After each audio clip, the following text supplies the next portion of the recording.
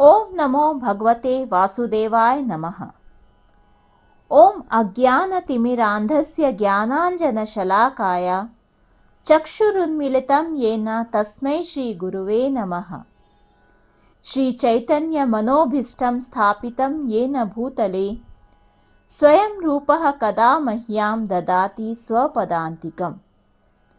वन्देऽहं श्रीगुरोः श्रीयुतपदकमलं श्रीगुरुन् वैष्णवांश्च श्रीरूपं साग्रजातं सहगण रघुनाथान्वितं तं सजीवं साद्वैतं सावधूतं परिजनसहितं कृष्णचैतन्यदेवं श्रीराधाकृष्णपादान् सहगण ललिता श्री विशाखान्वितांश्च।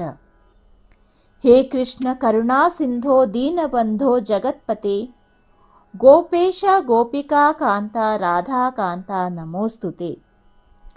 तप्त कांचन गौरांगी राधे वृंदावनेश्वरी वृषभानुसुते देवी प्रणमामि हरिप्रिये। वाञ्छाकल्पतरुभ्यश्च कृपा सिन्धुभ्य एव च पतितानां पावनेभ्यो वैष्णवेभ्यो नमो नमः। श्री कृष्ण चैतन्य प्रभु नित्यानंद श्री अद्वैत गदाधर श्रीवासादि गौरभक्त वृंद। हरे कृष्ण कृष्ण कृष्ण हरे हरे, हरे राम राम राम हरे हरे। नमस्कार दोस्तों, मैं दीप्ति आज मैं आपके समक्ष कृष्ण कृपा मूर्ति श्रीमद् एसी भक्ति वेदांत स्वामी प्रभुपाद द्वारा रचित श्रीमद् भगवद गीता यथारूप के पुस्तक में रचित अध्याय 2 गीता का सार के 21 से 40 श्लोकों को प्रस्तुत करने जा रही हूँ। वेदा विनाशिनं नित्यं य एनं जम व्ययम् कथं स पुरुषः पार्थ कम घातयति हन्ति कम। हे पार्थ, जो व्यक्ति यह जानता है कि आत्मा अविनाशी अजन्मा शाश्वत तथा अव्यय है, वह भला किसी को कैसे मार सकता है या मरवा सकता है।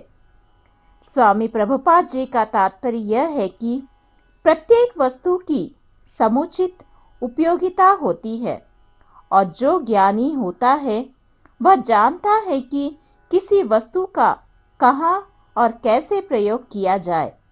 इसी प्रकार हिंसा की भी अपनी उपयोगिता है और इसका उपयोग इसे जानने वाले पर निर्भर करता है।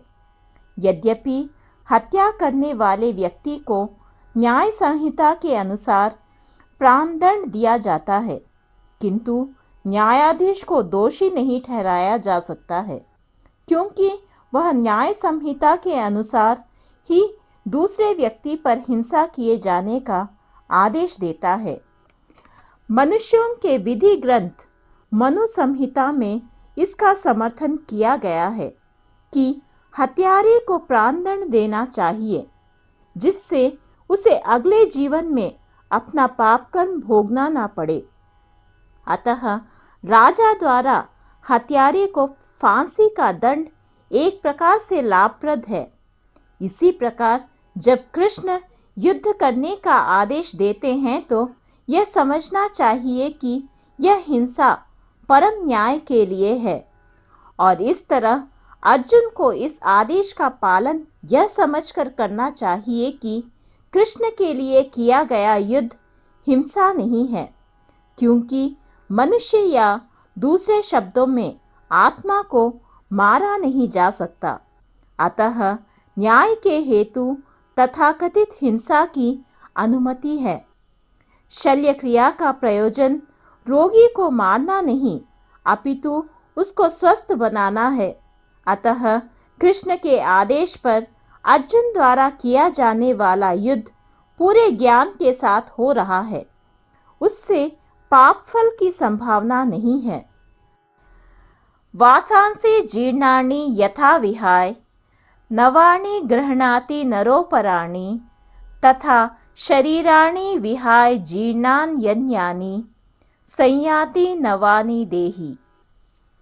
जिस प्रकार मनुष्य पुराने वस्त्रों को त्याग कर नए वस्त्र धारण करता है, उसी प्रकार आत्मा पुराने तथा व्यर्थ के शरीरों को त्याग कर नवीन भौतिक शरीर धारण करता है।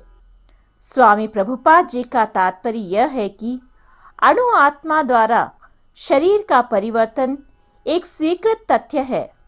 आधुनिक विज्ञानिजन तक जो आत्मा के अस्तित्व पर विश्वास नहीं करते, पर साथ ही हृदय से शक्ति साधन की व्याख्या भी नहीं कर पाते, उन परिवर्तनों को स्वीकार करने को बाध्य हैं जो बाल्यकाल से कौमारावस्था और फिर तरुणावस्था तथा वृद्धावस्था में होते रहते हैं।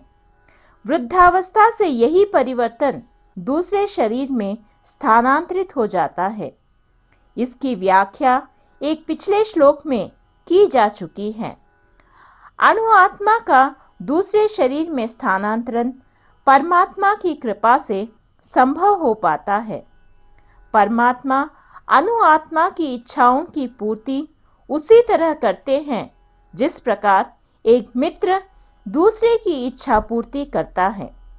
मुंडक तथा श्वेताश्वतर उपनिषदों में आत्मा तथा परमात्मा की उपमा दो मित्र पक्षियों से दी गई है जो एक ही वृक्ष पर बैठे हैं।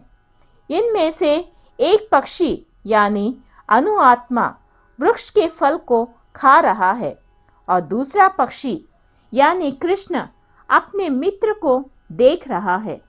यद्यपि दोनों पक्षी समान गुण वाले हैं, किंतु इनमें से एक भौतिक वृक्ष के फलों पर मोहित है, किंतु दूसरा अपने मित्र के कार्यकलापों का साक्षी मात्र है।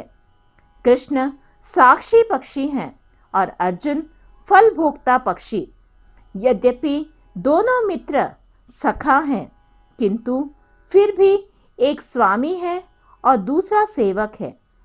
अणु आत्मा द्वारा इस संबंध की विस्मृति ही उसके एक वृक्ष से दूसरे पर जाने या एक शरीर से दूसरे में जाने का कारण है।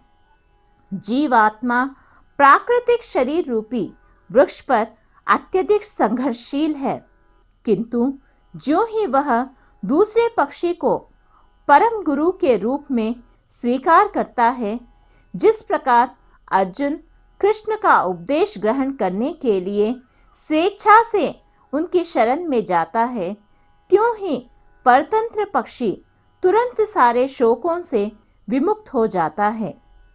मुंडक उपनिषद तथा श्वेताश्वतर उपनिषद समान रूप से इसकी पुष्टि करते हैं।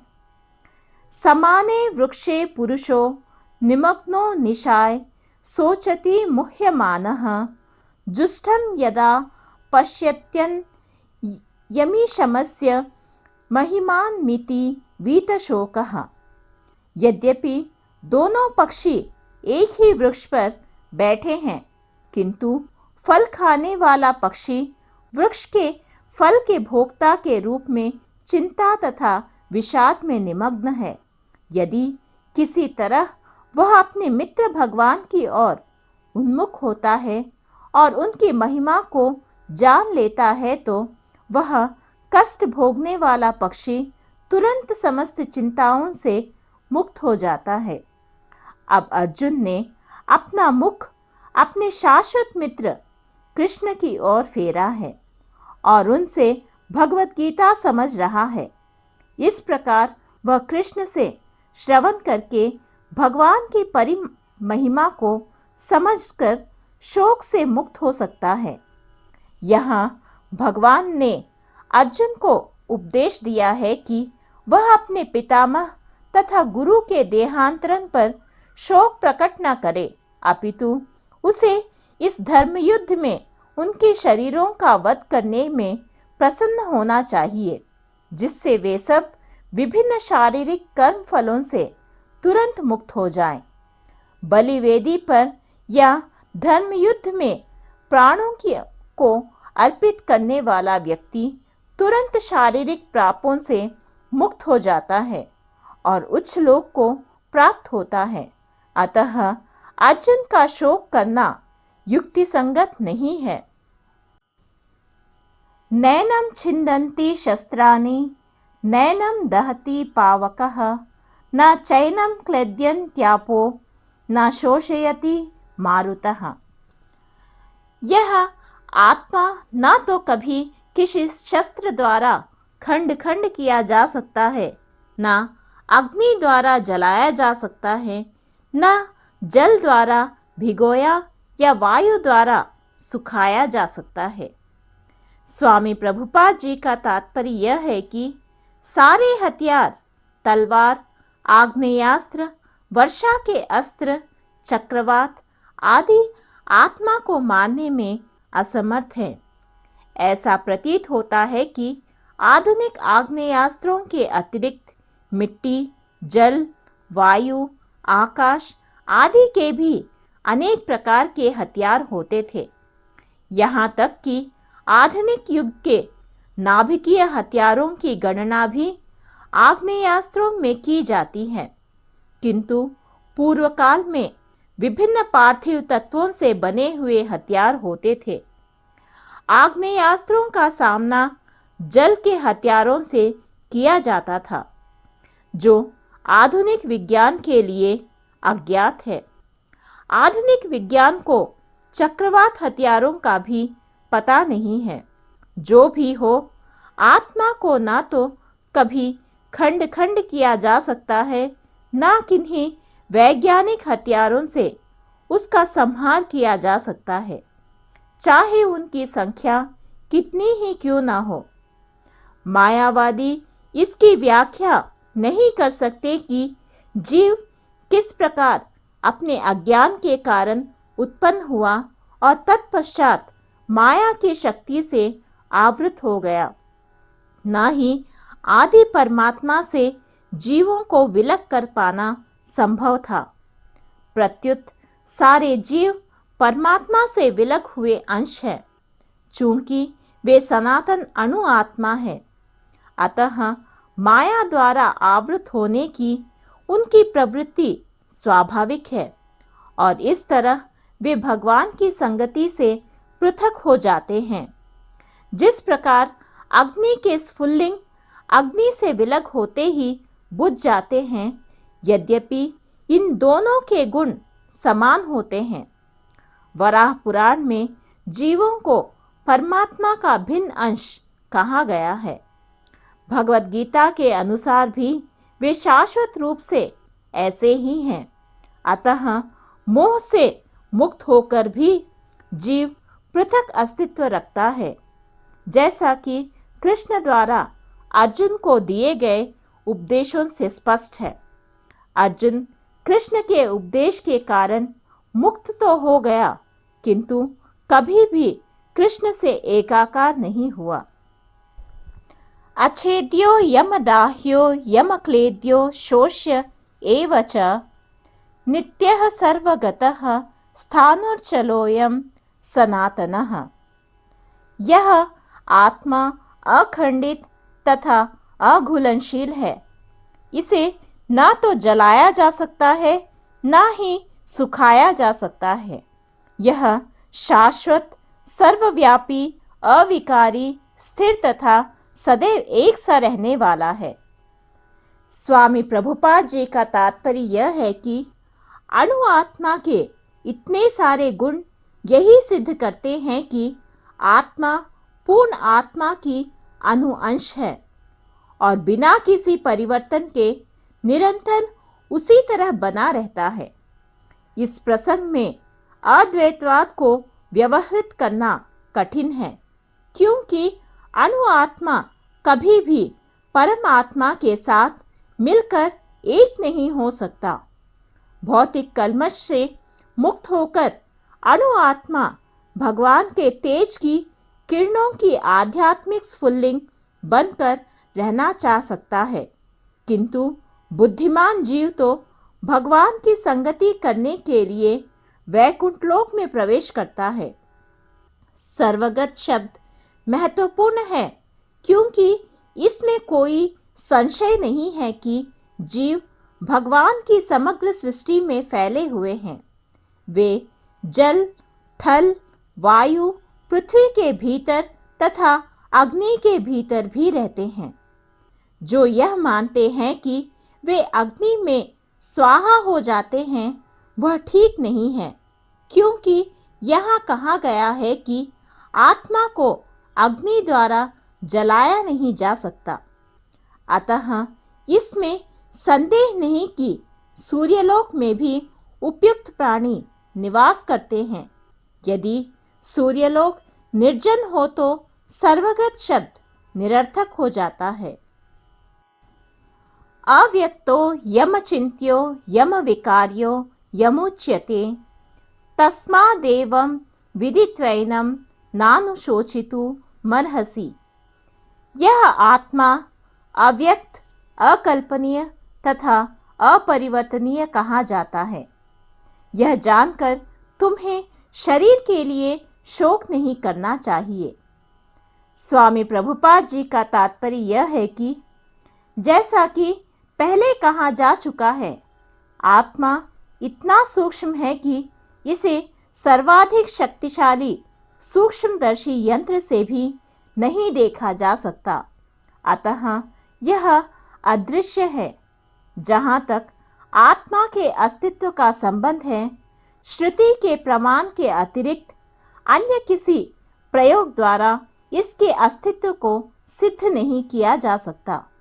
हमें इस सत्य को स्वीकार करना पड़ता है, क्योंकि अनुभवगम्य सत्य होते हुए भी आत्मा के अस्तित्व को समझने के लिए कोई अन्य साधन नहीं है।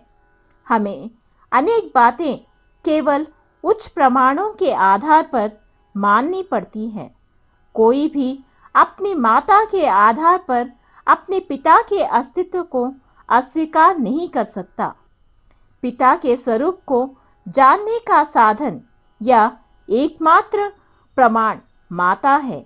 इसी प्रकार वेदाध्ययन के अतिरिक्त आत्मा को समझने का अन्य उपाय नहीं है। दूसरे शब्दों में, आत्मा मानवीय व्यावहारिक ज्ञान द्वारा अकल्पनीय है। आत्मा चेतना है और चेतन है। वेदों के इस कथन को हमें स्वीकार करना होगा। आत्मा में शरीर जैसे परिवर्तन नहीं होते। मूलतः अविकारी रहते हुए आत्मा अनंत परमात्मा की तुलना में अणुरूप है। परमात्मा अनंत है और अणु आत्मा अति सूक्ष्म है। अतः अति सूक्ष्म आत्मा अविकारी होने के कारण अनंत आत्मा भगवान के तुल्य नहीं हो सकता। यही भाव वेदों में भिन्न भिन्न प्रकार से आत्मा के स्थायित्व की पुष्टि करने के लिए दोहराया गया है। किसी बात का दोहराना उस तथ्य को बिना किसी त्रुटि के समझने के लिए आवश्यक है। अथ चैनम नित्य जातम नित्यम वा मन्यसे मृतम तथापि त्वं महाबाहो नयनम शोचितुमर्हसि। किंतु यदि तुम यह सोचते हो कि आत्मा सदा जन्म लेता है तथा सदा मरता है, तो भी हे महाबाहु, तुम्हारे शोक करने का कोई कारण नहीं है। स्वामी प्रभुपाद जी का तात्पर्य यह है कि सदा से दार्शनिकों का एक ऐसा वर्ग चला आ रहा है जो बौद्धों के ही समान यह नहीं मानता कि शरीर के परे भी आत्मा का स्वतंत्र अस्तित्व है।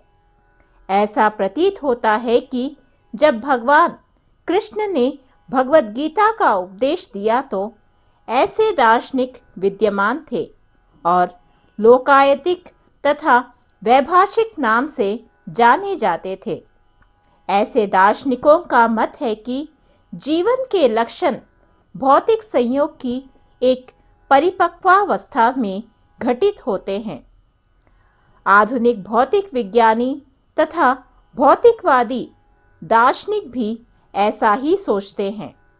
उनके अनुसार शरीर भौतिक तत्वों का संयोग है और एक अवस्था ऐसी आती है जब भौतिक तथा रासायनिक तत्वों के संयोग से जीवन का लक्षण विकसित हो उठते हैं। नृतत्व विज्ञान इसी दर्शन का पर आधारित है। संप्रति अनेक छद्म धर्म जिनका अमेरिका में प्रचार हो रहा है, इसी दर्शन का पालन करते हैं और साथ ही शून्यवादी अभक्त बौद्धों का अनुसरण करते हैं। यदि अर्जुन को आत्मा के अस्तित्व में विश्वास नहीं था, जैसा कि वैभाषिक दर्शन में होता है, तो भी उसके शोक करने का कोई कारण न था। कोई भी मानव थोड़े से रसायनों की क्षति के लिए शोक नहीं करता तथा अपना कर्तव्य पालन नहीं त्याग देता। दूसरी ओर आधुनिक विज्ञान तथा वैज्ञानिक युद्ध में शत्रु पर विजय प्राप्त करने के लिए न जाने कितने टन रसायन फूंक देते हैं। वैभाषिक दर्शन के अनुसार आत्मा शरीर के क्षय होते ही लुप्त हो जाता है। अतः प्रत्येक दशा में चाहे अर्जुन इस वैदिक मान्यता को स्वीकार करता कि अणु आत्मा का अस्तित्व है या कि वह आत्मा के अस्तित्व को स्वीकार नहीं करता, उसके लिए शोक करने का कोई कारण न था। इस सिद्धांत के अनुसार चूंकि पदार्थ से प्रत्येक क्षण असंख्य जीव उत्पन्न होते हैं और नष्ट होते रहते हैं, अतः ऐसी घटनाओं के लिए शोक करने की कोई आवश्यकता नहीं है। यदि आत्मा का पुनर्जन्म नहीं होता तो अर्जुन को अपने पितामह तथा गुरु के वध करने की पाप फलों से डरने का कोई कारण न था। किंतु साथ ही कृष्ण ने अर्जुन को व्यंग्यपूर्वक महाबाहु कहकर संबोधित किया, क्योंकि उसे वैभाषिक सिद्धांत स्वीकार नहीं था जो वैदिक ज्ञान के प्रतिकूल है। क्षत्रिय होने के नाते अर्जुन का संबंध वैदिक संस्कृति से था और वैदिक सिद्धांतों का पालन करते रहना ही उसके लिए शोभनीय था। अव्यक्ता दीनि भूतानि व्यक्त मध्यानि भारत अव्यक्त निधनान्येव तत्र का परिदेवना। सारे जीव प्रारंभ में अव्यक्त रहते हैं, मध्य अवस्था में व्यक्त होते हैं और विनष्ट होने पर पुनः अव्यक्त हो जाते हैं।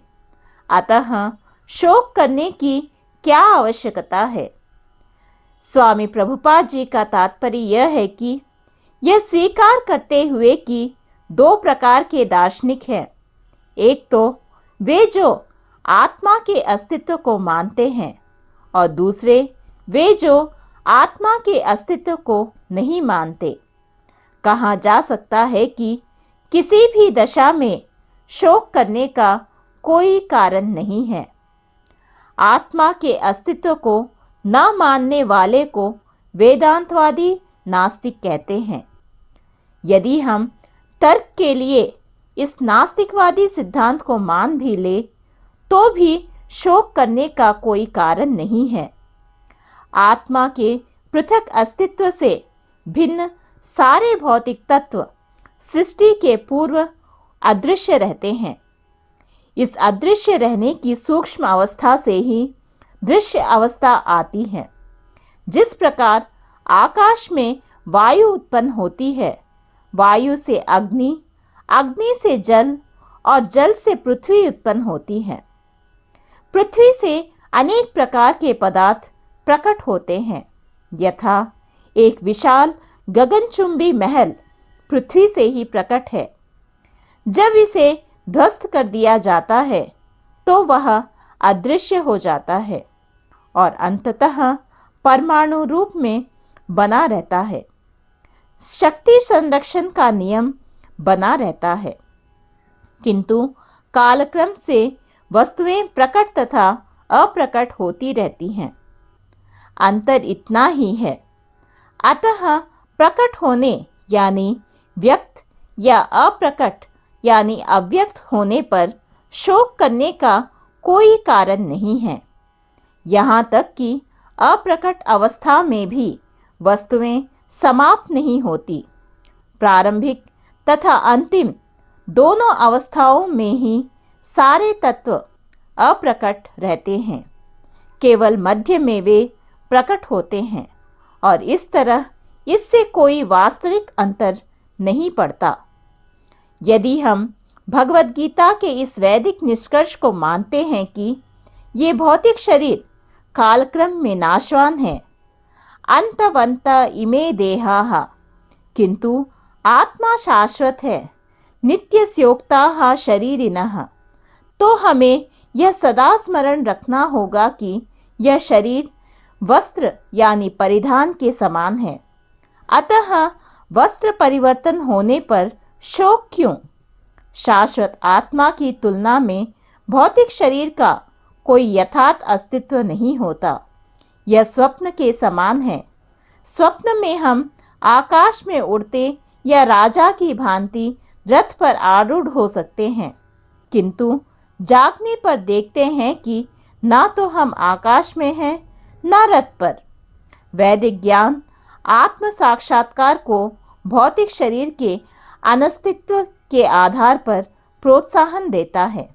अतः चाहे हम आत्मा के अस्तित्व को माने या ना माने, शरीर नाश के लिए शोक करने का कोई कारण नहीं है। आश्चर्यवत् पश्यति कश्चिदेन माश्चर्यवद् वदति तथैव चान्यः आश्चर्यवच्चैनमन्यः शृणोति श्रुत्वाप्येनं वेद न चैव कश्चित्। कोई आत्मा को आश्चर्य से देखता है, कोई इसे आश्चर्य की तरह बताता है तथा कोई इसे आश्चर्य की तरह सुनता है, किंतु कोई कोई इसके विषय में सुनकर भी कुछ नहीं समझ पाते। स्वामी प्रभुपाद जी का तात्पर्य यह है कि चूंकि गीतोपनिषद उपनिषदों के सिद्धांत पर आधारित है, अतः कठोपनिषद में इस श्लोक का होना कोई आश्चर्यजनक नहीं है। श्रवण्यापि बहुभीर्यो न लभ्यः शृण्वन्तोऽपि बहवो यं न विद्युः आश्चर्यो वक्ता कुशलोस्य लब्धा आश्चर्योस्य ज्ञाता कुशलानुशिष्टः। विशाल पशु, विशाल वटवृक्ष तथा 1 इंच स्थान में लाखों करोड़ों की संख्या में उपस्थित सूक्ष्म कीटाणुओं के भीतर अणु आत्मा की उपस्थिति निश्चित रूप से आश्चर्यजनक है। अल्पज्ञ तथा दुराचारी व्यक्ति अणु आत्मा के स्फुल्लिंग के चमत्कारों को नहीं समझ पाता, भले ही उसे बड़े से बड़ा ज्ञानी, जिसने विश्व के प्रथम प्राणी ब्रह्मा को भी शिक्षा दी हो, क्यों न समझाए। वस्तुओं के स्थूल भौतिक बोध के कारण इस युग के अधिकांश व्यक्ति इसकी कल्पना नहीं कर सकते कि इतना सूक्ष्म कण किस प्रकार इतना विराट तथा इतना लघु बन सकता है। अतः लोग आत्मा को उसकी संरचना या उसके विवरण के आधार पर ही आश्चर्य से देखते हैं। इंद्रिय तृप्ति की बातों में फंसकर लोग भौतिक शक्ति यानी माया से इस तरह मोहित होते हैं कि उनके पास आत्मज्ञान को समझने का अवसर ही नहीं रहता। यद्यपि यह तथ्य है कि आत्मज्ञान के बिना सारे कार्यों का दुष्परिणाम जीवन संघर्ष में पराजय के रूप में होता है। संभवतः उन्हें इसका कोई अनुमान नहीं होता कि मनुष्य को आत्मा के विषय में चिंतन करना चाहिए और दुखों का हल खोज निकालना चाहिए। ऐसे थोड़े से लोग जो आत्मा के विषय में सुनने के इच्छुक हैं, अच्छी संगति पाकर भाषण सुनते हैं, किंतु कभी कभी अज्ञानवश वे परमात्मा तथा अणु आत्मा को एक समझ बैठते हैं। ऐसा व्यक्ति खोज पाना कठिन है जो परमात्मा अणु आत्मा उनके पृथक पृथक कार्यों तथा संबंधों एवं अन्य विस्तारों को सही ढंग से समझ सके। इससे अधिक कठिन है ऐसा व्यक्ति खोज पाना जिसने आत्मा के ज्ञान से पूरा पूरा लाभ उठाया हो और जो सभी पक्षों में आत्मा की स्थिति का सही सही निर्धारण कर सके। किंतु यदि कोई किसी तरह से आत्मा के इस विषय को समझ लेता है तो उसका जीवन सफल हो जाता है। इस आत्मज्ञान को समझने का सरलतम उपाय यह है कि अन्य मतों से विचलित हुए बिना परम प्रमाण भगवान कृष्ण द्वारा कथित भगवद गीता के उपदेशों को ग्रहण कर लिया जाए। किंतु इसके लिए भी इस जन्म में या पिछले जन्मों में प्रचुर तपस्या की आवश्यकता होती है। तभी कृष्ण को श्री भगवान के रूप में स्वीकार किया जा सकता है। पर कृष्ण को इस रूप में जानना शुद्ध भक्तों की अहेतुकी कृपा से ही होता है, अन्य किसी उपाय से नहीं। देहि नित्यमवद्योयं देहे सर्वस्य भारत तस्मात् सर्वाणि भूतानि न त्वं शोचितुमर्हसि। हे भरतवंशी, शरीर में रहने वाले यानी देही का कभी भी वध नहीं किया जा सकता, अतः तुम्हें किसी भी जीव के लिए शोक करने की आवश्यकता नहीं है। स्वामी प्रभुपाद जी का तात्पर्य यह है कि अब भगवान अविकारी आत्मा विषयक अपना उपदेश समाप्त कर रहे हैं। अमर आत्मा का अनेक प्रकार से वर्णन करते हुए भगवान कृष्ण ने आत्मा को अमर तथा शरीर को नाशवान सिद्ध किया है। अतः क्षत्रिय होने के नाते अर्जुन को इस भय से कि युद्ध में उसके पितामह भीष्म तथा गुरु द्रोण मर जाएंगे, अपने कर्तव्य से विमुख नहीं होना चाहिए। कृष्ण को प्रमाण मानकर भौतिक देह से भिन्न आत्मा का पृथक अस्तित्व स्वीकार करना ही होगा। यह नहीं कि आत्मा जैसी कोई वस्तु नहीं है या कि जीवन के लक्षण रासायनों की अंतःक्रिया के फलस्वरूप एक विशेष अवस्था में प्रकट होते हैं। यद्यपि आत्मा अमर है, किंतु इससे हिंसा को प्रोत्साहित नहीं किया जाता। फिर भी युद्ध के समय हिंसा का निषेध नहीं किया जाता, क्योंकि तब इसकी आवश्यकता रहती है। ऐसी आवश्यकता को भगवान की आज्ञा के आधार पर उचित ठहराया जा सकता है, स्वेच्छा से नहीं। देहि नित्यमवद्योयं देहे सर्वस्य भारत तस्मात् सर्वाणि भूतानि न त्वं शोचितुमर्हसि। हे भरतवंशी, शरीर में रहने वाले यानी देही का कभी भी वध नहीं किया जा सकता, अतः तुम्हें किसी भी जीव के लिए शोक करने की आवश्यकता नहीं है। स्वामी प्रभुपाद जी का तात्पर्य यह है कि अब भगवान अविकारी आत्मा विषयक अपना उपदेश समाप्त कर रहे हैं। अमर आत्मा का अनेक प्रकार से वर्णन करते हुए भगवान कृष्ण ने आत्मा को अमर तथा शरीर को नाशवान सिद्ध किया है। अतः क्षत्रिय होने के नाते अर्जुन को इस भय से कि युद्ध में उसके पितामह भीष्म तथा गुरु द्रोण मर जाएंगे, अपने कर्तव्य से विमुख नहीं होना चाहिए। कृष्ण को प्रमाण मानकर भौतिक देह से भिन्न आत्मा का पृथक अस्तित्व स्वीकार करना ही होगा। यह नहीं कि आत्मा जैसी कोई वस्तु नहीं है या कि जीवन के लक्षण रासायनों की अंतःक्रिया के फलस्वरूप एक विशेष अवस्था में प्रकट होते हैं। यद्यपि आत्मा अमर है, किंतु इससे हिंसा को प्रोत्साहित नहीं किया जाता। फिर भी युद्ध के समय हिंसा का निषेध नहीं किया जाता, क्योंकि तब इसकी आवश्यकता रहती है। ऐसी आवश्यकता को भगवान की आज्ञा के आधार पर उचित ठहराया जा सकता है, स्वेच्छा से नहीं।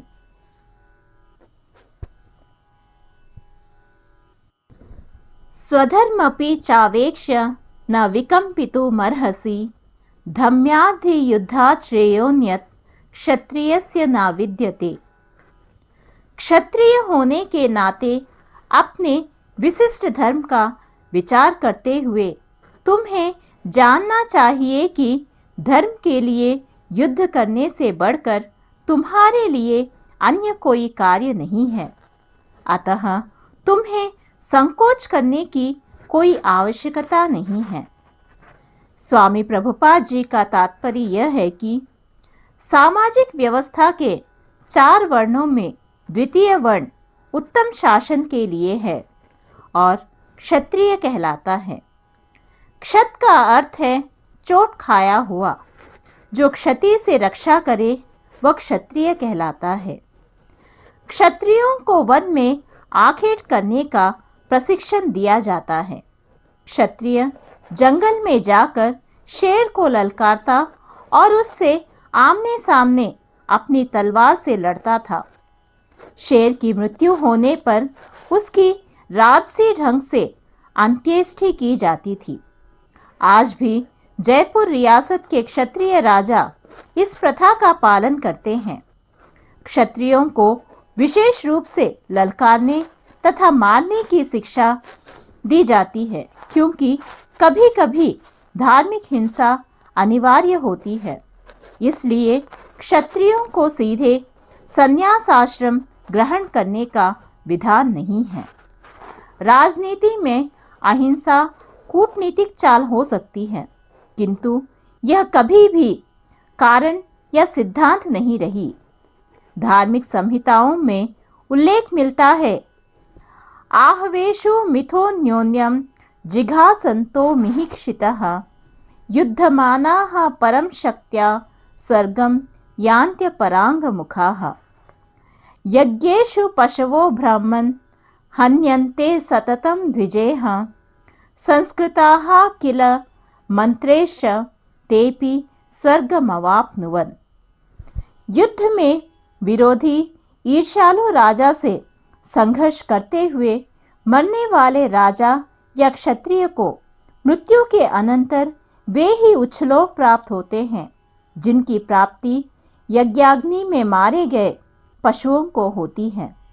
अतः धर्म के लिए युद्ध भूमि में वध करना तथा याज्ञिक अग्नि के लिए पशुओं का वध करना हिंसा कार्य नहीं माना जाता, क्योंकि इसमें निहित धर्म के कारण प्रत्येक व्यक्ति को लाभ पहुंचता है और यज्ञ में बलि दिए गए पशु को एक स्वरूप से दूसरे में बिना विकास प्रक्रिया के ही तुरंत मनुष्य का शरीर प्राप्त हो जाता है। इसी तरह युद्ध भूमि में मारे गए क्षत्रिय यज्ञ संपन्न करने वाले ब्राह्मणों को प्राप्त होने वाले स्वर्गलोक में जाते हैं। स्वधर्म 2 प्रकार का होता है।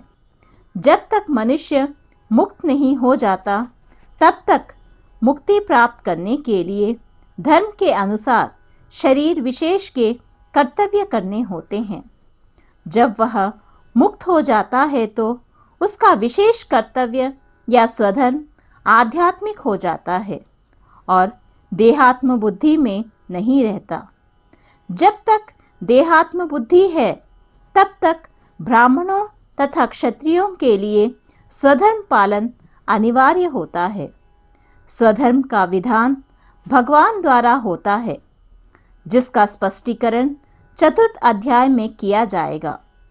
शारीरिक स्तर पर स्वधर्म को वर्णाश्रम धर्म अथवा आध्यात्मिक बोध का प्रथम सोपान कहते हैं। वर्णाश्रम धर्म अर्थात प्राप्त शरीर के विशिष्ट गुणों पर आधारित स्वधर्म की अवस्था से मानवीय सभ्यता का शुभारंभ होता है। वर्णाश्रम धर्म के अनुसार किसी कार्य क्षेत्र में स्वधर्म का निर्वाह करने से जीवन के उच्चतर पद को प्राप्त किया जा सकता है। आश्चर्यवत् पश्यति कश्चिदेन माश्चर्यवद् वदति तथैव चान्यः आश्चर्यवच्चैन मन्यः शृणोति श्रुत्वाप्येनं वेद न चैव कश्चित्। कोई आत्मा को आश्चर्य से देखता है, कोई इसे आश्चर्य की तरह बताता है तथा कोई इसे आश्चर्य की तरह सुनता है, किंतु कोई कोई इसके विषय में सुनकर भी कुछ नहीं समझ पाते। स्वामी प्रभुपाद जी का तात्पर्य यह है कि चूंकि गीतोपनिषद उपनिषदों के सिद्धांत पर आधारित है, अतः कठोपनिषद में इस श्लोक का होना कोई आश्चर्यजनक नहीं है। श्रवण्यापि बहुभीर्यो न लभ्यः शृण्वन्तोऽपि बहवो यं न विद्युः आश्चर्यो वक्ता कुशलोस्य लब्धा आश्चर्योस्य ज्ञाता कुशलानुशिष्टः। विशाल पशु, विशाल वटवृक्ष तथा 1 इंच स्थान में लाखों करोड़ों की संख्या में उपस्थित सूक्ष्म कीटाणुओं के भीतर अणु आत्मा की उपस्थिति निश्चित रूप से आश्चर्यजनक है। अल्पज्ञ तथा दुराचारी व्यक्ति अणु आत्मा के स्फुल्लिंग के चमत्कारों को नहीं समझ पाता, भले ही उसे बड़े से बड़ा ज्ञानी, जिसने विश्व के प्रथम प्राणी ब्रह्मा को भी शिक्षा दी हो, क्यों न समझाए। वस्तुओं के स्थूल भौतिक बोध के कारण इस युग के अधिकांश व्यक्ति इसकी कल्पना नहीं कर सकते कि इतना सूक्ष्म कण किस प्रकार इतना विराट तथा इतना लघु बन सकता है। अतः लोग आत्मा को उसकी संरचना या उसके विवरण के आधार पर ही आश्चर्य से देखते हैं। इंद्रिय तृप्ति की बातों में फंसकर लोग भौतिक शक्ति यानी माया से इस तरह मोहित होते हैं कि उनके पास आत्मज्ञान को समझने का अवसर ही नहीं रहता। यद्यपि यह तथ्य है कि आत्मज्ञान के बिना सारे कार्यों का दुष्परिणाम जीवन संघर्ष में पराजय के रूप में होता है। संभवतः उन्हें इसका कोई अनुमान नहीं होता कि मनुष्य को आत्मा के विषय में चिंतन करना चाहिए और दुखों का हल खोज निकालना चाहिए। ऐसे थोड़े से लोग जो आत्मा के विषय में सुनने के इच्छुक हैं, अच्छी संगति पाकर भाषण सुनते हैं, किंतु कभी कभी अज्ञानवश वे परमात्मा तथा अणु आत्मा को एक समझ बैठते हैं। ऐसा व्यक्ति खोज पाना कठिन है जो परमात्मा, अणु आत्मा, उनके पृथक पृथक कार्यों तथा संबंधों एवं अन्य विस्तारों को सही ढंग से समझ सके।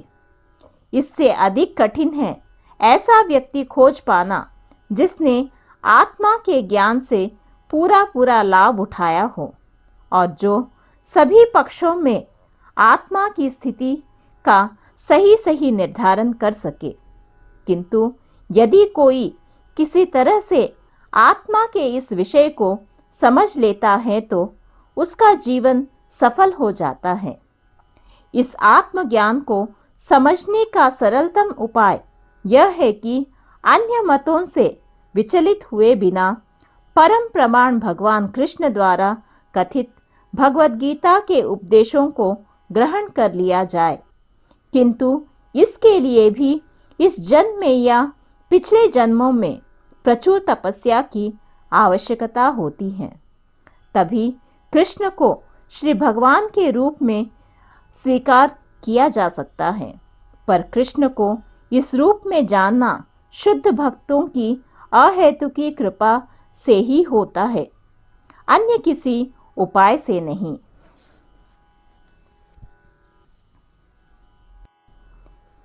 देहि नित्यमवद्योयं देहे सर्वस्य भारत तस्मात् सर्वाणि भूतानि न त्वं शोचितुमर्हसि।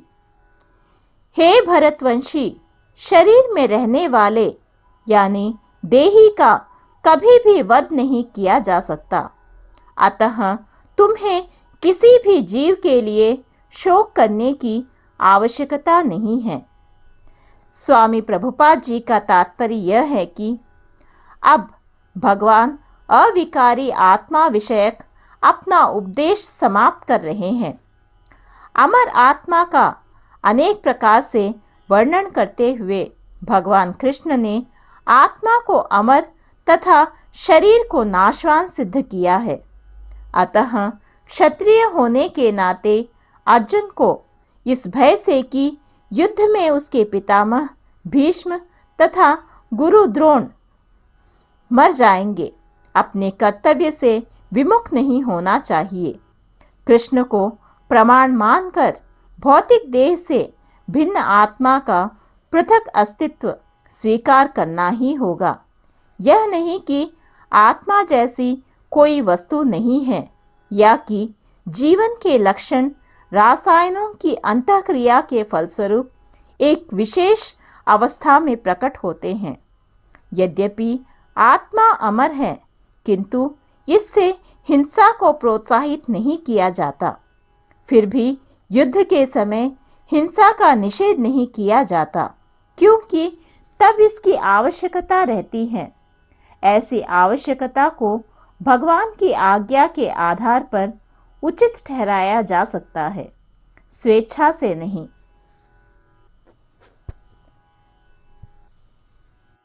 यदृच्छया चौपन्नम स्वर्गद्वारम अपावृतम सुखिनः क्षत्रियाः पार्थ लभन्ते युद्धमिदृशम। हे पार्थ, वे क्षत्रिय सुखी हैं जिन्हें ऐसे युद्ध के अवसर अपने आप प्राप्त होते हैं, जिससे उनके लिए स्वर्गलोक के द्वार खुल जाते हैं। स्वामी प्रभुपाद जी का तात्पर्य यह है कि विश्व के परम गुरु भगवान कृष्ण अर्जुन की इस प्रवृत्ति की भत्सना करते हैं, जब वह कहता है कि उसे इस युद्ध में कुछ भी तो लाभ नहीं दिख रहा है, इससे नरक में शाश्वत वास करना होगा। अर्जुन द्वारा ऐसे वक्तव्य केवल अज्ञानजन्य थे। वह अपने स्वधर्म के आचरण में अहिंसक बनना चाह रहा था, किंतु एक क्षत्रिय के लिए युद्ध भूमि में स्थित होकर इस प्रकार अहिंसक बनना मूर्खों का दर्शन है। पराशर स्मृति में व्यासदेव के पिता पराशर ने कहा है, क्षत्रियो हि प्रजा रक्षन् शस्त्र पाणिः प्रदंडयन् निर्जित्य पर सैन्यादि क्षितिम धर्मेण पालयेत्। क्षत्रिय का धर्म है कि वह सभी क्लेशों से नागरिकों की रक्षा करे, इसलिए उसे शांति तथा व्यवस्था बनाए रखने के लिए हिंसा करनी पड़ती है। अतः उसे शत्रु राजाओं के सैनिकों को जीतकर धर्मपूर्वक संसार पर राज्य करना चाहिए। यदि सभी पक्षों पर विचार करें तो अर्जुन को युद्ध से विमुख होने का कोई कारण नहीं था। यदि वह शत्रुओं को जीतता है तो राज्य भोग करेगा, और यदि वह युद्ध भूमि में मरता है तो स्वर्ग को जाएगा, जिसके द्वार उसके लिए खुले हुए हैं। युद्ध करने से उसे दोनों ही तरह लाभ होगा।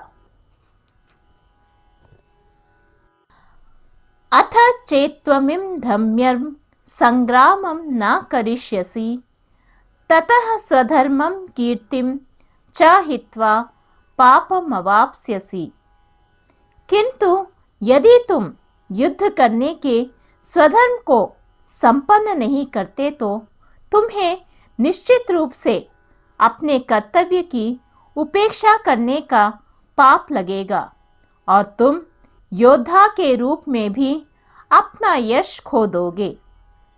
स्वामी प्रभुपाद जी का तात्पर्य यह है कि अर्जुन विख्यात योद्धा था, जिसने शिव आदि अनेक देवताओं से युद्ध करके यश अर्जित किया था। शिकारी के वेश में शिवजी से युद्ध करके तथा उन्हें हराकर अर्जुन ने उन्हें प्रसन्न किया था और वर के रूप में पाशुपतास्त्र प्राप्त किया था। सभी लोग जानते थे कि वह एक महान योद्धा है। स्वयं द्रोणाचार्य ने उसे आशीष दिया था और एक विशेष अस्त्र प्रदान किया था जिससे वह अपने गुरु का भी वध कर सकता था। इस प्रकार वह अपने धर्मपिता एवं स्वर्ग के राजा इंद्र समेत अनेक अधिकारियों से अनेक युद्धों के प्रमाण पत्र प्राप्त कर चुका था। किंतु यदि वह इस समय युद्ध का परित्याग करता है तो वह न केवल क्षत्रिय धर्म की उपेक्षा का दोषी होगा, अपितु उसके यश की भी हानि होगी और वह नरक जाने के लिए अपना मार्ग तैयार कर लेगा। दूसरे शब्दों में वह युद्ध करने से नहीं अपितु युद्ध से पलायन करने के कारण नरक का भागी होगा।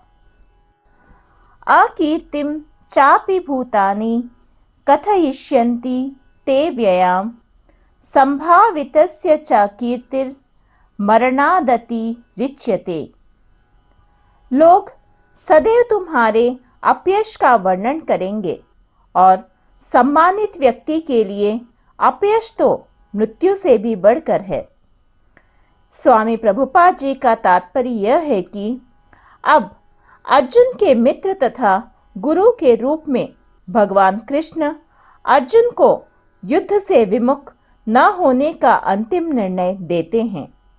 वे कहते हैं, अर्जुन, यदि तुम युद्ध प्रारंभ होने के पूर्व ही युद्ध भूमि छोड़ देते हो तो लोग तुम्हें कायर कहेंगे, और यदि तुम सोचते हो कि लोग गाली देते रहें किंतु तुम युद्ध भूमि से भागकर अपनी जान बचा लोगे तो मेरी सलाह है कि तुम्हें युद्ध में मर जाना ही श्रेयस्कर होगा।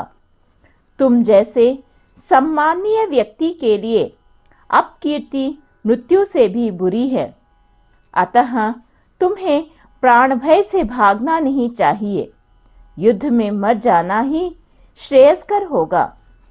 इससे तुम मेरी मित्रता का दुरुपयोग करने तथा समाज में अपनी प्रतिष्ठा खोने के अपयश से बच जाओगे।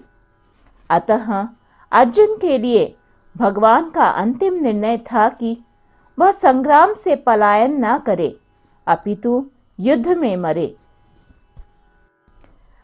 भयाद्रणा दुपरतम मन्स्यन्ते त्वां महारथाः येषां चात्वं बहुमतो भूत्वा यास्यसि लाघवम्। जिन जिन महान योद्धाओं ने तुम्हारे नाम तथा यश को सम्मान दिया है वे सोचेंगे कि तुमने डर के मारे युद्ध भूमि छोड़ दी है और इस तरह वे तुम्हें तुच्छ मानेंगे। स्वामी प्रभुपाद जी का तात्पर्य यह है कि भगवान कृष्ण अर्जुन को अपना निर्णय सुना रहे हैं। तुम यह मत सोचो कि दुर्योधन, कर्ण तथा अन्य समकालीन महारथी यह सोचेंगे कि तुमने अपने भाइयों तथा पितामह पर दया करके युद्ध भूमि छोड़ी है। वे तो यही सोचेंगे कि तुमने अपने प्राणों के भय से युद्ध भूमि छोड़ी है। इस प्रकार उनकी दृष्टि में तुम्हारे प्रति जो सम्मान है वह धूल में मिल जाएगा। अवाच्य वादांश्च बहुन वदिष्यन्ति तवाहिताः निन्दन्तस्त्व सामर्थ्यम ततो दुःखतरम नु किम। तुम्हारे शत्रु अनेक प्रकार के कटु शब्दों से तुम्हारा वर्णन करेंगे और तुम्हारी सामर्थ्य का उपहास करेंगे। तुम्हारे लिए इससे दुखदाई और क्या हो सकता है।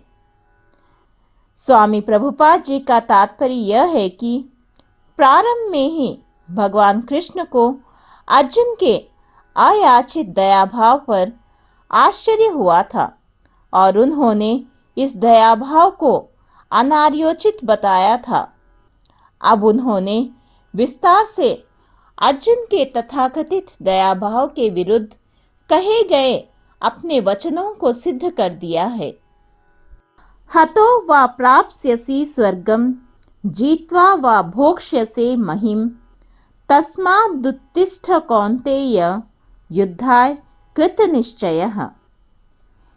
हे कुंती पुत्र, तुम यदि युद्ध में मारे जाओगे तो स्वर्ग प्राप्त करोगे, या यदि तुम जीत जाओगे तो पृथ्वी के साम्राज्य का भोग करोगे। अतः दृढ़ संकल्प करके खड़े हो और युद्ध करो। स्वामी प्रभुपाद जी का तात्पर्य यह है कि यद्यपि अर्जुन के पक्ष में विजय निश्चित न थी, फिर भी उसे युद्ध करना था, क्योंकि यदि वह युद्ध में मारा भी गया तो वह स्वर्गलोक को जाएगा। सुख दुखे समे कृत्वा लाभालाभो जया जयो ततो युद्धाय युज्यस्व नैवं पापमवाप्स्यसि। तुम सुख या दुख, हानि या लाभ, विजय या पराजय का विचार किए बिना युद्ध के लिए युद्ध करो। ऐसा करने पर तुम्हें कोई पाप नहीं लगेगा। स्वामी प्रभुपाद जी का तात्पर्य यह है कि अब भगवान कृष्ण प्रत्यक्ष रूप से कहते हैं कि अर्जुन को युद्ध के लिए युद्ध करना चाहिए, क्योंकि यह उनकी इच्छा है। कृष्ण भावनामृत के कार्यों में सुख या दुख, हानि या लाभ, जय या पराजय को कोई महत्व नहीं दिया जाता। दिव्य चेतना तो यही होगी कि हर कार्य कृष्ण के निमित्त किया जाए। अतः भौतिक कार्यों का कोई बंधन यानी फल नहीं होता। जो कोई सतोगुण या रजोगुण के अधीन होकर अपनी इंद्रिय तृप्ति के लिए कर्म करता है, उसे अच्छे या बुरे फल प्राप्त होते हैं। किंतु जो कृष्ण भावनामृत के कार्यों में अपने आप को समर्पित कर देता है, वह सामान्य कर्म करने वाले के समान किसी का कृतज्ञ या ऋणी नहीं होता। भागवत में कहा गया है, देवर्षि भूताप्नृणाम पितॄणाम न किंकरो नायमृणी च राजन सर्वात्मना य शरणम शरणयम गतो मुकुंदम परिहृत्य कर्तम। जिसने अन्य समस्त कार्यों को त्याग कर मुकुंद श्री कृष्ण की शरण ग्रहण कर ली, वह ना तो किसी का ऋणी है और ना किसी का कृतज्ञ। चाहे वे देवता, साधु, सामान्य जन अथवा परिजन, मानव जाति या उसके पितर ही क्यों ना हो। इस श्लोक में कृष्ण ने अर्जुन को प्रत्यक्ष रूप से इसी का संकेत किया है। इसकी व्याख्या अगले श्लोकों में और भी स्पष्टता से की जाएगी। एषा ते अभिहिता सांख्ये बुद्धिर्योगे त्विमां शृणु बुद्धया युक्तो यया पार्थ कर्मबंधम प्रहास्यसि। यहाँ मैंने विश्लेषिक अध्ययन सांख्य द्वारा इस ज्ञान का वर्णन किया है। अब निष्काम भाव से कर्म करना बता रहा हूँ, उसे सुनो। हे प्रथापुत्र, तुम यदि ऐसे ज्ञान से कर्म करोगे तो तुम कर्मों के बंधन से अपने को मुक्त कर सकते हो। स्वामी प्रभुपाद जी का तात्पर्य यह है कि वैदिक कोश निरुक्ति के अनुसार सांख्य का अर्थ है विस्तार से वस्तुओं का वर्णन करने वाला, तथा सांख्य उस दर्शन के लिए प्रयुक्त मिलता है जो आत्मा की वास्तविक प्रकृति का वर्णन करता है, और योग का अर्थ है इंद्रियों का निग्रह। अर्जुन का युद्ध करने का प्रस्ताव इंद्रिय तृप्ति पर आधारित था। वह अपने प्रधान कर्तव्य को भुलाकर युद्ध से दूर रहना चाहता था, क्योंकि उसने यह सोचा कि धृतराष्ट्र के पुत्रों अर्थात अपने बंधु बांधवों को परास्त करके राज्य भोग करने की अपेक्षा अपने संबंधियों तथा स्वजनों को न मारकर वह अधिक सुखी रहेगा। दोनों ही प्रकार से मूल सिद्धांत तो इंद्रिय तृप्ति था। उन्हें जीतने से प्राप्त होने वाला सुख तथा स्वजनों को जीवित देखने का सुख, ये दोनों इंद्रिय तृप्ति के धरातल पर एक हैं, क्योंकि इससे बुद्धि तथा कर्तव्य दोनों का अंत हो जाता है। अतः कृष्ण ने अर्जुन को बताना चाहा कि वह अपने पितामह के शरीर का वध करके उनके आत्मा को नहीं मारेगा। उन्होंने यह बताया कि उनके सहित सारे जीव शाश्वत प्राणी हैं। वे भूतकाल में प्राणी थे, वर्तमान में भी प्राणी रूप में हैं और भविष्य में भी प्राणी बने रहेंगे, क्योंकि हम सब शाश्वत आत्मा हैं। हम विभिन्न प्रकार से केवल अपना शारीरिक परिधान यानी वस्त्र बदलते रहते हैं और इस भौतिक वस्त्र के बंधन से मुक्ति के बाद भी हमारी पृथक सत्ता बनी रहती है। भगवान कृष्ण द्वारा आत्मा तथा शरीर का अत्यंत विशद विश्लेषिक अध्ययन प्रस्तुत किया गया है और निरुक्ति कोश की शब्दावली में इस विशद अध्ययन को यहाँ सांख्य कहा गया है। इस सांख्य का नास्तिक कपिल की सांख्य दर्शन से कोई सरोकार नहीं है। इस नास्तिक कपिल के सांख्य दर्शन से बहुत पहले भगवान कृष्ण के अवतार भगवान कपिल ने अपनी माता देवहूति के समक्ष श्रीमद् भागवत में वास्तविक सांख्य दर्शन पर प्रवचन किया था। उन्होंने स्पष्ट बताया कि पुरुष या परमेश्वर क्रियाशील हैं और वे प्रकृति पर दृष्टिपात करके सृष्टि की उत्पत्ति करते हैं। इसको वेदों ने तथा गीता ने स्वीकार किया है। वेदों में वर्णन मिलता है कि भगवान ने प्रकृति पर दृष्टिपात किया और उसमें आणविक जीवात्माएं प्रविष्ट कर दी। ये सारे जीव भौतिक जगत में इंद्रिय तृप्ति के लिए कर्म करते रहते हैं और माया की वशीभूत होकर अपने को भोक्ता मानते रहते हैं। इस मानसिकता की चरम सीमा भगवान के साथ सायुज्य प्राप्त करना है। यह माया अथवा इंद्रिय तृप्तिजन्य मोह का अंतिम पाश है और अनेकानेक जन्मों तक इस तरह इंद्रिय तृप्ति करते हुए कोई महात्मा भगवान कृष्ण यानी वासुदेव की शरण में जाता है, जिससे परम सत्य की खोज पूरी होती है। अर्जुन ने कृष्ण की शरण ग्रहण करके पहले ही उन्हें गुरु रूप में स्वीकार कर लिया है। शिष्यस्तेहम शाधि माम त्वाम प्रपन्नम। फलस्वरूप कृष्ण अब उसे बुद्धि योग या कर्मयोग की कार्यविधि बताएंगे, जो कृष्ण की इंद्रिय तृप्ति के लिए किया गया भक्ति योग है। यह बुद्धि योग अध्याय 10 के 10वें श्लोक में वर्णित है, जिसमें इसे उन भगवान के साथ प्रत्यक्ष संपर्क बताया गया है जो सबके हृदय में परमात्मा रूप में विद्यमान है, किंतु ऐसा संपर्क भक्ति के बिना संभव नहीं है। अतः जो भगवान की भक्ति या दिव्य प्रेमा भक्ति में या कृष्ण भावनामृत में स्थित होता है, वही भगवान की विशिष्ट कृपा से बुद्धि योग की यह अवस्था प्राप्त कर पाता है। अतः भगवान कहते हैं कि जो लोग दिव्य प्रेमवश भक्ति में निरंतर लगे रहते हैं, उन्हें ही वे भक्ति का विशुद्ध ज्ञान प्रदान करते हैं। इस प्रकार भक्त सरलता से उनके चिदानंदमय धाम में पहुंच सकते हैं।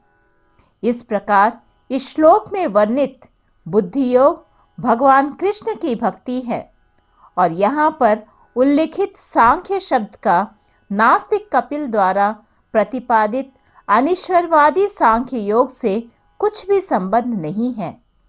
अतः किसी को यह भ्रम नहीं होना चाहिए कि यहाँ पर उल्लिखित सांख्य योग का अनिश्वरवादी सांख्य से किसी प्रकार का संबंध है, ना ही उस समय उसके दर्शन का कोई प्रभाव था और न कृष्ण ने ऐसी ईश्वर विहीन दार्शनिक कल्पना का उल्लेख करने की चिंता की।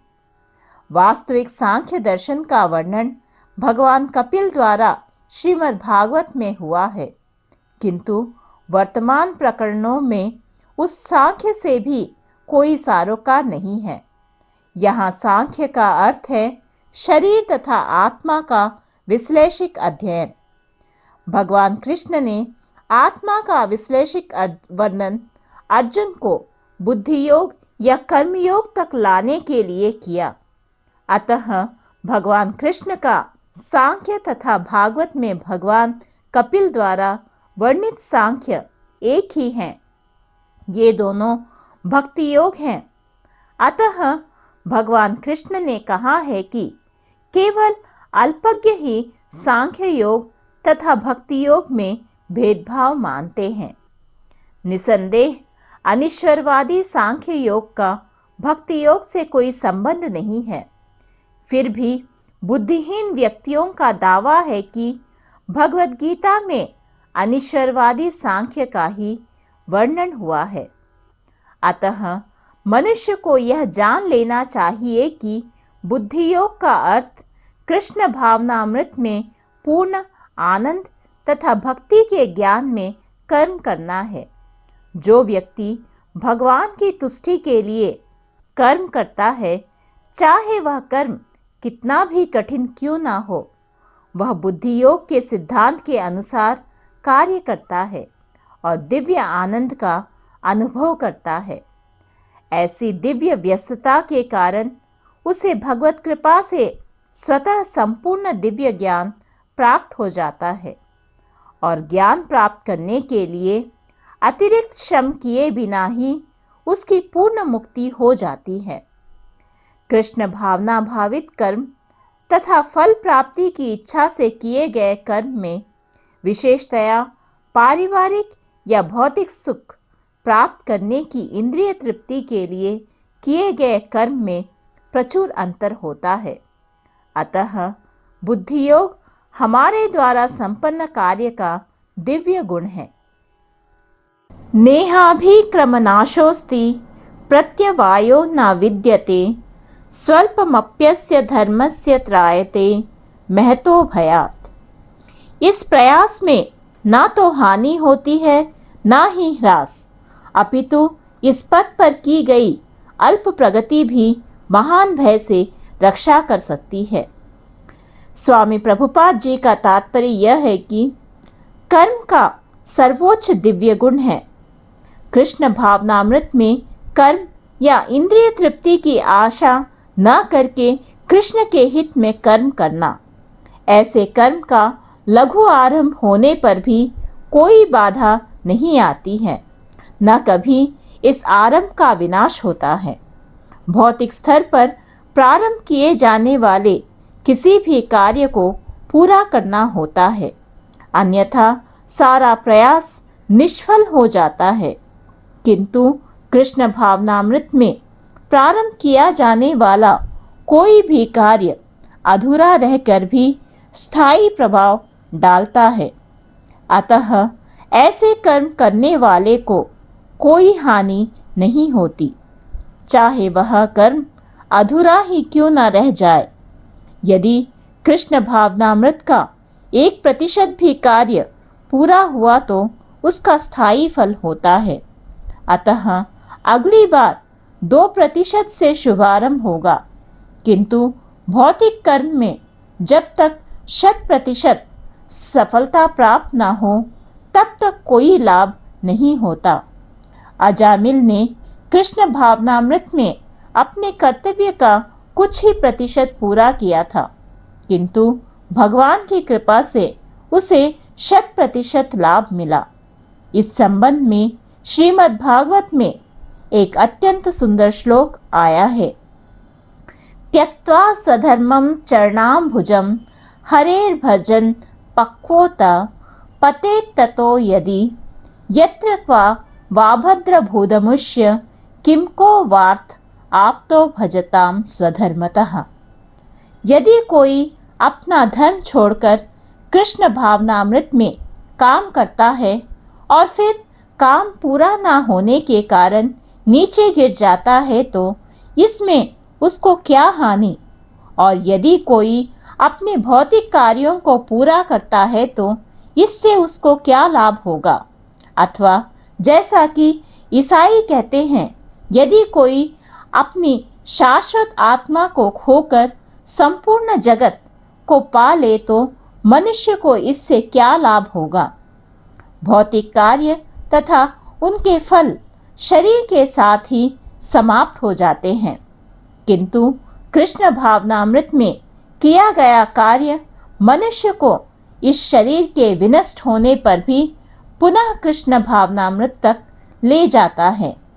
कम से कम इतना तो निश्चित है कि अगले जन्म में उसे सुसंस्कृत ब्राह्मण परिवार में या धनी मानी कुल में मनुष्य का शरीर प्राप्त हो सकेगा, जिससे उसे भविष्य में ऊपर उठने का अवसर प्राप्त हो सकेगा। कृष्ण भावनामृत में संपन्न कार्य का यही अनुपम गुण है। मैं 41 से 60 श्लोकों को अगले शनिवार यानी 26 मार्च को अपलोड करूंगी। धन्यवाद।